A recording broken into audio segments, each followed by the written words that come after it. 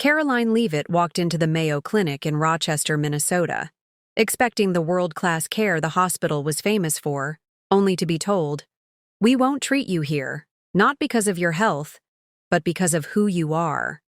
As the press secretary of the United States in 2025, working under President Trump, Karoline was no stranger to controversy, but to face such blatant discrimination in a place meant for healing, that was a battle she never saw coming. What unfolds next will leave you stunned as one woman's fight for fairness changes hearts in the most unexpected way.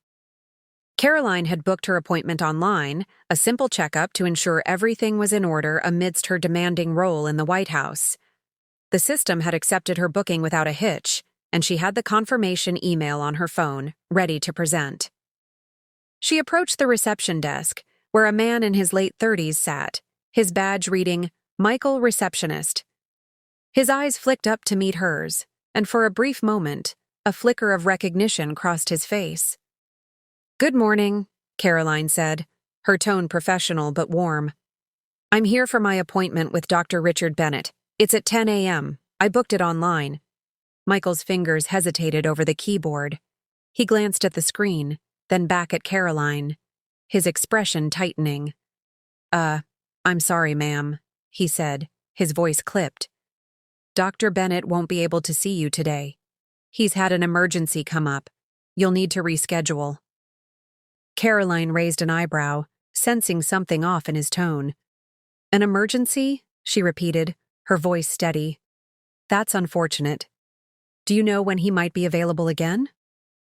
Michael shifted uncomfortably in his seat. "I'm not sure. You'll have to check back another day. I'm really sorry."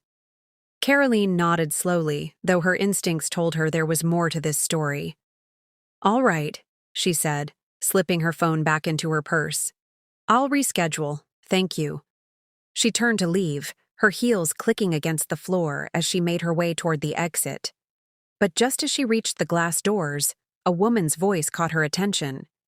The woman, walking past with her husband, was speaking in a low tone, her words carrying just enough for Karoline to hear. "I'm so glad Dr. Bennett was able to see me," the woman said, cradling her wrist.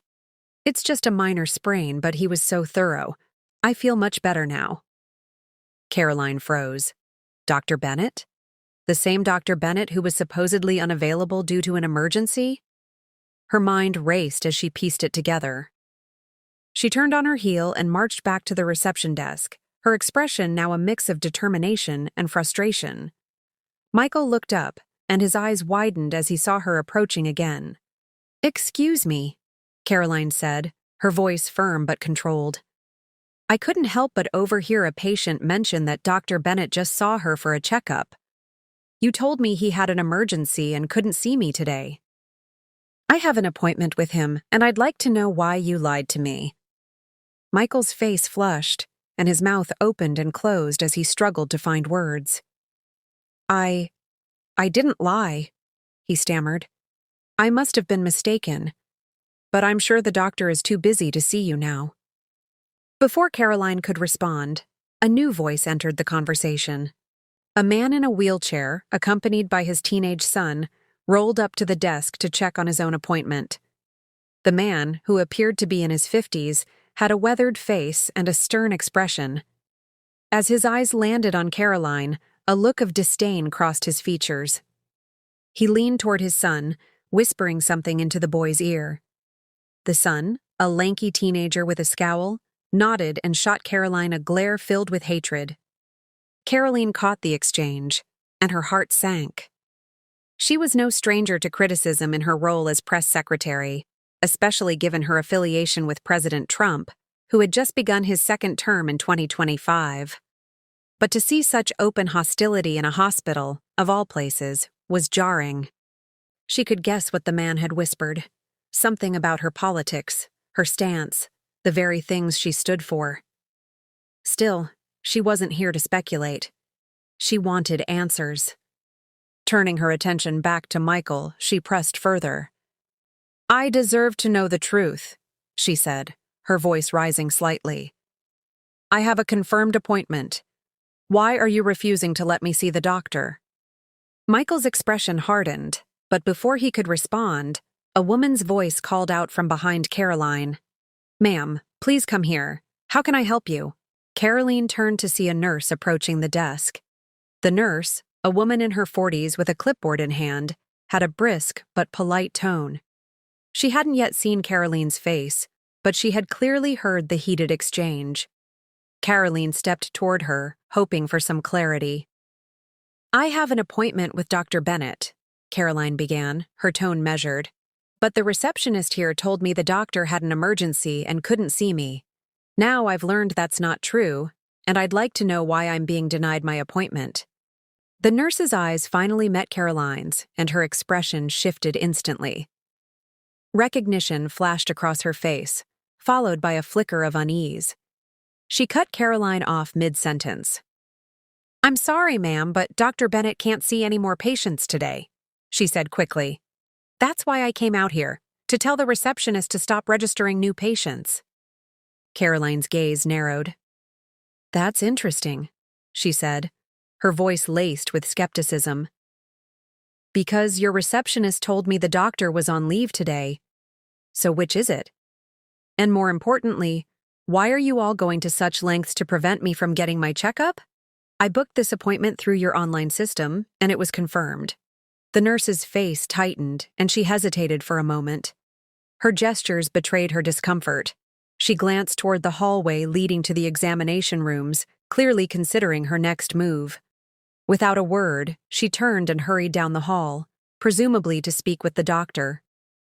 Karoline stood her ground, her arms crossed as she waited. The man in the wheelchair and his son were still nearby, their glares burning into her. Other patients in the waiting area had begun to take notice, their whispers filling the air with a low hum of curiosity. Karoline could feel the weight of their stares, but she refused to back down.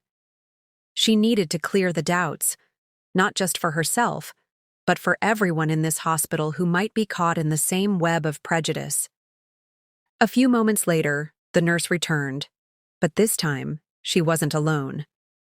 Dr. Richard Bennett himself walked beside her, his white coat pristine and his expression stern. He was a man in his late 50s, with graying hair and a commanding presence. As his eyes landed on Karoline, a flicker of disdain crossed his face, though he quickly masked it with a forced smile.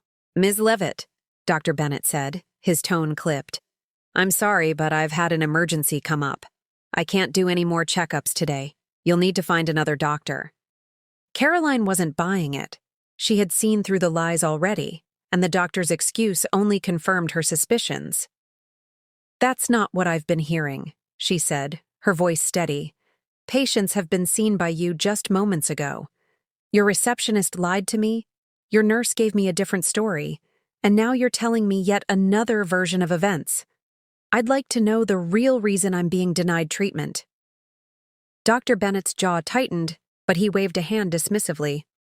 "I suggest you leave, Ms. Leavitt," he said. "We're done here." Karoline didn't budge.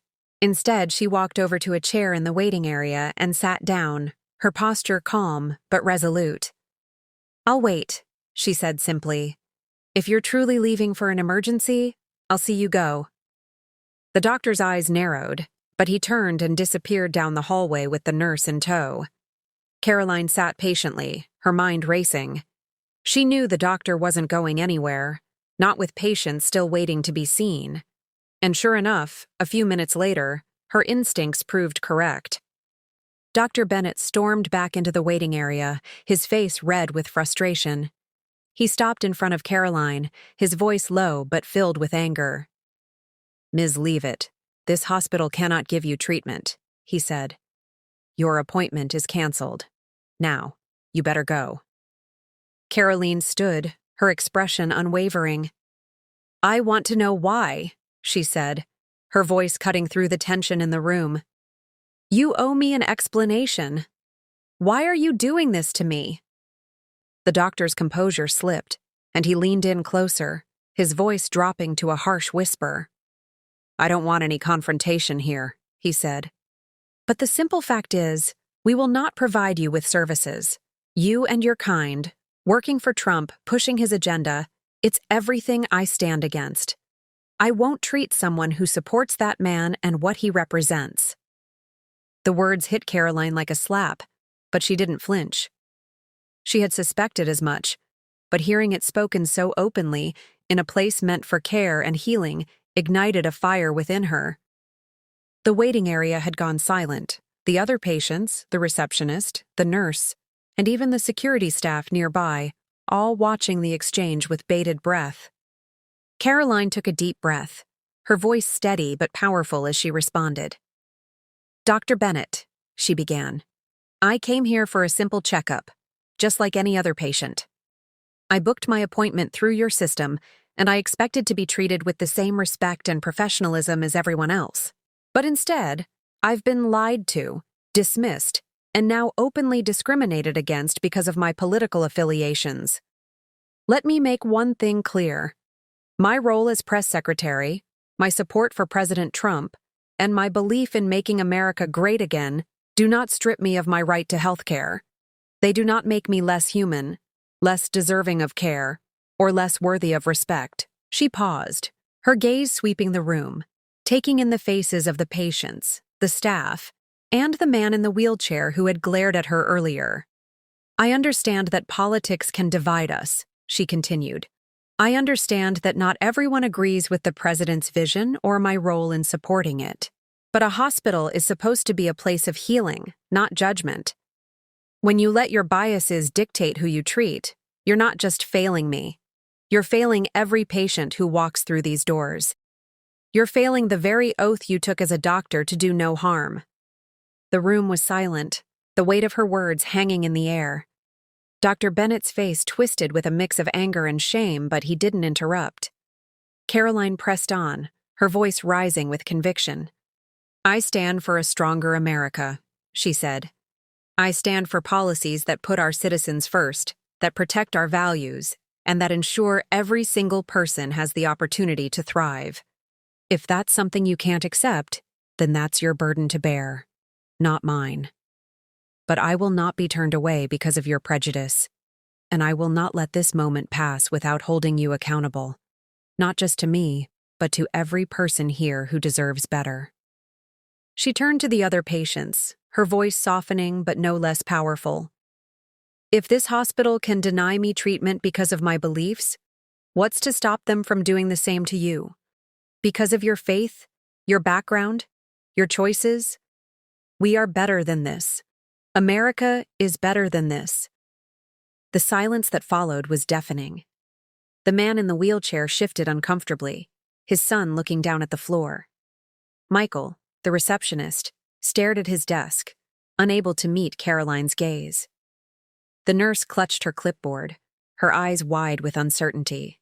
And Dr. Bennett, he stood frozen, his hands clenched at his sides, the weight of Karoline's words sinking in.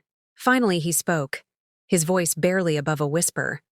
I'm sorry," he said, the anger in his tone replaced by something else. Regret. "I let my own biases cloud my judgment. I've been so caught up in the rhetoric, the division. I listened to the Democrats, to the narratives, and I let them blind me to what's right. I failed you, Ms. Leavitt, and I failed my duty as a doctor." Karoline watched him, her expression softening but still firm. "It's not too late to do the right thing," she said. "Not just for me, but for everyone." Dr. Bennett nodded slowly, his shoulders slumping. "You're right," he said. "I've been wrong. About you. About what you stand for. I see it now. What you're doing, what President Trump is doing. It's about making America great again, isn't it? I was too stubborn to see that before. But thank you. Thank you for coming here, for making that appointment. You've opened my eyes." The tension in the room began to ease, replaced by a sense of resolution. The other patients exchanged glances, some nodding in agreement, others still processing what they had witnessed. Karoline gave the doctor a small, understanding smile. "I'll reschedule my appointment," she said. "But I hope this is a turning point. For you, for this hospital, and for everyone here." Dr. Bennett extended a hand, his expression earnest. "Please," he said. Let me see you now. It's the least I can do. And with that, Karoline Leavitt had not only secured her right to treatment, but had also changed the heart of a man who had once stood against her. In a hospital waiting room, amidst whispers of politics and prejudice, she had reminded everyone of a simple truth. Unity and understanding can heal even the deepest divides.